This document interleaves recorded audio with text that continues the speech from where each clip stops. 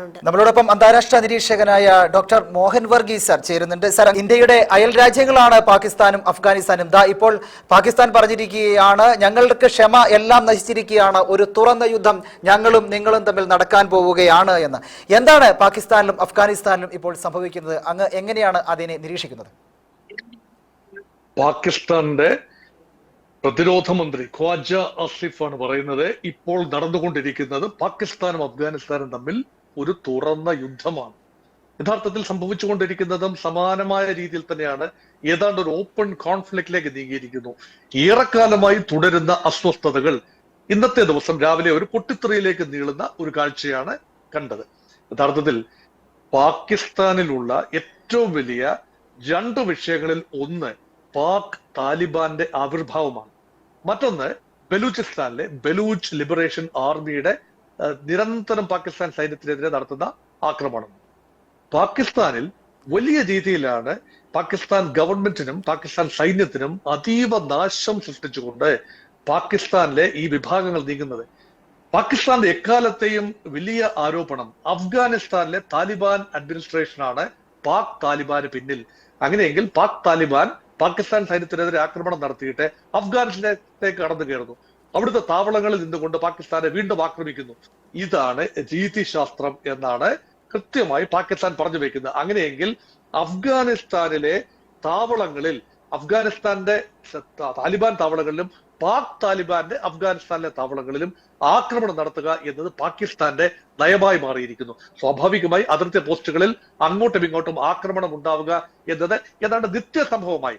പക്ഷെ കഴിഞ്ഞ ദിവസം എല്ലാ സീമകളും ലംഘിച്ചുകൊണ്ട് അഫ്ഗാനിസ്ഥാന്റെ പ്രധാന നഗരങ്ങളായ കാബൂൾ തലസ്ഥാനമാണ്, അതുപോലെ അഫ്ഗാനിസ്ഥാന്റെ ആധ്യാത്മിക നേതാക്കൾ താമസിക്കുന്ന കണ്ടഹാർ, ഈ രണ്ട് നഗരങ്ങളുടെ മേലെയും പാകിസ്ഥാന്റെ പോർവിമാനങ്ങൾ പാഞ്ഞു നടന്നു എന്നാണ് കണ്ടെത്തിയിരിക്കുന്നത്. അത് മാത്രമല്ല വൻതോതിലുള്ള ബോംബിംഗ് അവിടെ നടന്നു എന്നും അനവധി സാധാരണക്കാർ ഉൾപ്പെടെയുള്ള അഫ്ഗാൻ പൗരന്മാർ കൊല്ലപ്പെട്ടു എന്നും 133 അഫ്ഗാൻ താലിബാൻ അംഗങ്ങൾ വധിക്കപ്പെട്ടു എന്നൊക്കെയാണ് റിപ്പോർട്ട്. അഫ്ഗാനിസ്ഥാനും തിരിച്ചടിക്കുന്നു. താലിബാന് പരിമിതമായ ശേഷിയിൽ പാകിസ്ഥാനെതിരെ തിരിച്ചടിക്കാനുള്ള കപ്പാസിറ്റി ഉണ്ട്.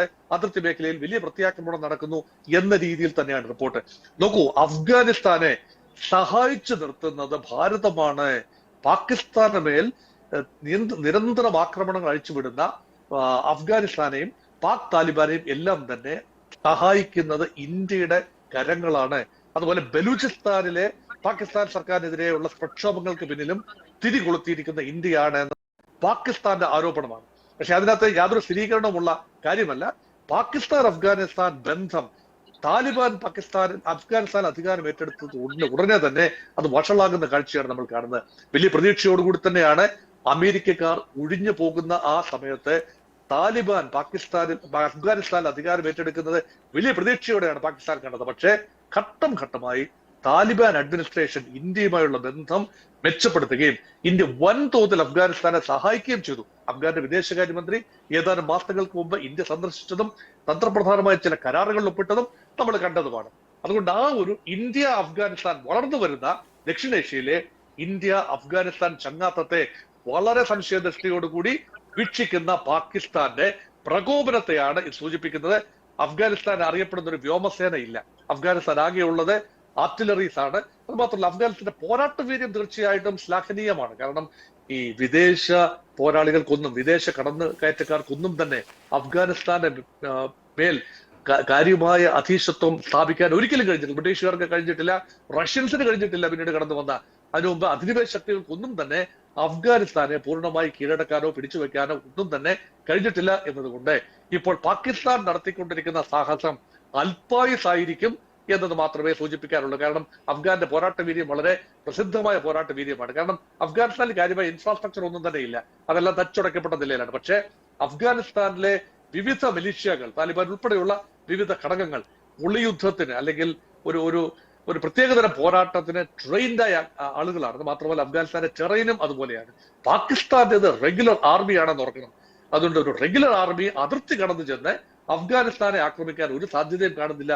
ഇപ്പോൾ പാകിസ്ഥാൻ നിലവിലുള്ള എയർ സുപ്പീരിയോറിറ്റി ഉപയോഗിച്ചുകൊണ്ട് പരമാവധി അഫ്ഗാനിസ്ഥാന്റെ താവളങ്ങളിൽ, പ്രത്യേകിച്ച് താലിബാന്റെ താവളങ്ങളിൽ ആക്രമണം നടത്തുക, ആയുധ സംഭരണശാലകൾക്ക് നേരെ ആക്രമണം നടത്തുക, അങ്ങനെ അഫ്ഗാനിസ്ഥാന്റെ പ്രതിരോധ ശേഷിയെ കുറച്ചുകൊണ്ടുവരിക എന്ന ഒരു ഒബ്ജക്റ്റീവാണ് ഇപ്പോൾ യഥാർത്ഥത്തിൽ പാകിസ്ഥാൻ നിർവഹിച്ചുകൊണ്ടിരിക്കുന്നത് എന്നാണ് തോന്നുന്നത്. സാർ, നമ്മൾക്കറിയാം അഫ്ഗാൻ പ്രതിനിധികളെല്ലാവരും താലിബാൻ ഭരണത്തിൽ വന്നതിന് ശേഷം ഇന്ത്യയിൽ വന്നിരുന്നു.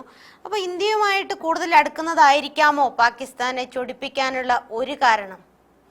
കാരണം പാകിസ്ഥാൻ നിരന്തരമായി പറഞ്ഞുകൊണ്ടിരിക്കുന്നതാണ് TTP, ബലൂചിസ്ഥാൻ പോലുള്ള സംഘടനകൾക്ക് ഇന്ത്യ സാമ്പത്തിക സഹായം നൽകുന്നു എന്നുള്ളത് പാകിസ്ഥാന്റെ സ്ഥിരമായിട്ടുള്ള ആരോപണമാണ്. അപ്പൊ താലിബാനും അഫ്ഗാനിസ്ഥാനും ഇന്ത്യയും കൂടുതൽ അടുക്കുന്നതായിരിക്കുമോ ഇങ്ങനെ ഒരു തുറന്ന യുദ്ധത്തിലേക്ക് പോകാൻ പാകിസ്ഥാനെ ചൊടിപ്പിച്ചിട്ടുണ്ടാവുക? തീർച്ചയായിട്ടും തെഹ്രിക്കെ താലിബാൻ പാകിസ്ഥാൻ TTP എന്ന സംഘടന പാകിസ്ഥാന് ചില്ലറ തലവേദനയൊന്നുമല്ല സൃഷ്ടിക്കുന്നത്. ആ സംഘടനയ്ക്ക് ആളും അർത്ഥവും നൽകി സഹായിക്കുന്നതും പിന്തുണ നൽകുന്നതും ഭാരതമാണ് എന്നതാണ് എക്കാലത്തെയും പാകിസ്ഥാന്റെ ഒരു പരിഭവം. പക്ഷെ അതിന് സ്ഥിരീകരണങ്ങളൊന്നും തന്നെയില്ല. കാരണം അവരുടെ മേഖല എന്ന് പറഞ്ഞാൽ അഫ്പാക് മേഖലയാണ്. ഇന്ത്യയുമായി ഏറെ അകലം പാലിക്കുന്ന മേഖലയാണ് അഫ്പാക് മേഖല. അവിടേക്ക് അത്ര എളുപ്പത്തിൽ സഹായങ്ങൾ എത്തിക്കാവുന്ന ഒരു നിലയിലല്ല എന്നുകൂടി ഓർക്കണം. പക്ഷെ ഇവിടെ ഇന്ത്യയുടെ താല്പര്യങ്ങളും അഫ്ഗാനിസ്ഥാന്റെ താല്പര്യങ്ങളും പാകിസ്ഥാന്റെ ഈ കടന്നുകയറ്റത്തിനെതിരെ ഒന്നിക്കുന്നു എന്നത് സ്വാഭാവികമായ ഒരു കാര്യമാണ്. അതുകൊണ്ട് പാകിസ്ഥാൻ ഭയപ്പെടുന്നത് അഫ്ഗാനിസ്ഥാൻ, ഇന്ത്യ എന്നീ രാജ്യങ്ങൾക്കിടയിൽ പാകിസ്ഥാൻ സാൻഡ്വിച്ച് ചെയ്യപ്പെട്ടു പോകുമോ എന്ന ഒരു ഭീതിയാണ് പാകിസ്ഥാനുള്ളത്. അത് മാത്രമല്ല, മാറി വരുന്ന ഭൗമരാഷ്ട്രീയത്തിൽ പാകിസ്ഥാന് കാര്യമായ പങ്കാളിത്തം ഇല്ലാതെ വരുന്നു എന്ന ഒരു പരിഭവമുണ്ട്. പ്രത്യേകിച്ച് ഇന്ത്യ ഇസ്രയേൽ സൗഹൃദം കൂടുതൽ പുഷ്ടിപ്പെട്ടു വരുന്ന ഒരു സാഹചര്യത്തിൽ പാകിസ്ഥാൻ സൗദി അറേബ്യയുമായി ഒരു പ്രത്യേക കരാർ ഒപ്പുവെച്ചതും ഒരു ചരിത്രത്തിന്റെ ഭാഗമായിട്ടാണ്. കഴിഞ്ഞ വർഷം അധികം ശ്രദ്ധിക്കപ്പെടാത്ത പോയൊരു കാര്യമാണ് പാകിസ്ഥാൻ സൗദി അറേബ്യ സൈനിക കരാർ. നോക്കൂ, ഇസ്ലാമിക ലോകത്തെ ആണവശക്തിയുള്ള ഏക രാജ്യം പാകിസ്ഥാനാണെന്ന് ഓർക്കണം. ഇറാൻ ഒരു ത്രഷോൾഡ് പവർ മാത്രമാണ്. അതൊരു ആണവശക്തിയാകാൻ അമേരിക്കയും ഇസ്രയേലും ഒന്നും തന്നെ അനുവദിക്കില്ല. അങ്ങനെ വരുമ്പോൾ പാകിസ്ഥാൻ ആ ഒരു പ്രത്യേക ലിവറേജ് ഉപയോഗിച്ചുകൊണ്ട് അറബി ഇസ്ലാമിക ലോകത്തെ വേണ്ട ഇൻറോഡ്സ് ഉണ്ടാക്കുന്ന തിരക്കിലാണ്, നയതന്ത്രബന്ധം ഉണ്ടാക്കുന്ന തിരക്കിലാണ്. പക്ഷെ ചരിത്രപരമായി ഇന്ത്യയുമായി വളരെ അടുപ്പമുള്ള രാജ്യങ്ങളാണ് അറബി ഇസ്ലാമിക രാജ്യങ്ങൾ. പ്രത്യേകിച്ച് ഈ വെസ്റ്റ് ഏഷ്യയിലെ GCC ഗൾഫ് കോപ്പറേഷൻ കൗൺസിൽ ബെൽറ്റിലുള്ള UAE, ഖത്തർ, അതുപോലെ ബഹ്റൈൻ, സൗദി അറേബ്യ, അങ്ങനെയുള്ള കുവൈറ്റ് മുതലായ രാജ്യങ്ങൾ. അപ്പൊ ഈ രാജ്യങ്ങളുമായി പാകിസ്ഥാൻ കൂടുതൽ അടുക്കാൻ ശ്രമിക്കുന്നു. അത് മാത്രമല്ല, ഇപ്പോൾ ഇതാ മറ്റൊരു ആക്സസ് കൂടി രൂപപ്പെട്ടു വരികയാണ്. പാകിസ്ഥാനും തുർക്കിയും ചേർന്നുകൊണ്ടുള്ള ഒരു ആക്സസ് കൂടി രൂപപ്പെട്ടു വരികയാണ്. കാരണം പാകിസ്ഥാൻ ഇന്ത്യ ഓപ്പറേഷൻ സിന്ധൂർ യുദ്ധം നടക്കുന്ന സമയത്ത് പാകിസ്ഥാൻ ഏറ്റവും അധികം ഡ്രോണുകൾ നൽകിയും മറ്റ് സാങ്കേതിക സഹായം നൽകിയും മിസൈലുകൾ നൽകിയും സഹായിച്ച രാജ്യം ഇസ്ലാമിക രാജ്യമായ തുർക്കിയാണെന്ന് ഓർക്കണം.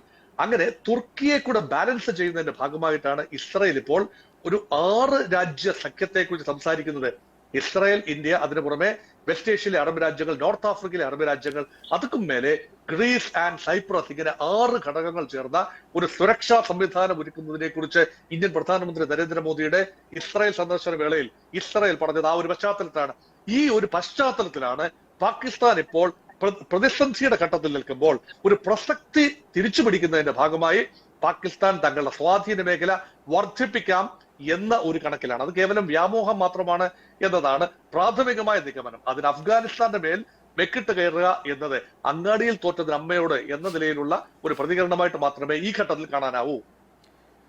തീർച്ചയായും പാകിസ്ഥാന്റെ ചില വ്യാമോഹങ്ങൾ മാത്രമാണ് അഫ്ഗാനിസ്ഥാനെതിരെയുള്ള ഈ ആക്രമണം എന്നും പാകിസ്ഥാൻ ഒരു സാൻഡ്വിച്ചായി ഒതുങ്ങിപ്പോകുമോ എന്ന വല്ലാത്ത ഒരു പേടി ഉണ്ട് എന്നും സാർ വളരെ തമാശ രൂപേണ അല്ലെങ്കിൽ വളരെ സീരിയസ് ആയിട്ട് കാര്യം പറയുകയുണ്ടായി. പക്ഷേ വളരെ നമ്മൾ ചിന്തിക്കേണ്ട ഒരു കാര്യം തന്നെയാണ് പാകിസ്ഥാന് പ്രകോപനമുണ്ടാക്കുന്ന ഇന്ത്യ അഫ്ഗാനിസ്ഥാൻ ബന്ധവും നമ്മൾ സീരിയസ് ആയി ചിന്തിക്കേണ്ട ഒന്ന് തന്നെയാണ്. അന്താരാഷ്ട്ര നിരീക്ഷകനായ ഡോക്ടർ മോഹൻ വർഗീസ് സാറാണ് ഇപ്പോൾ നമ്മളോട് സംസാരിച്ചത്. സാർ വളരെയേറെ നന്ദി.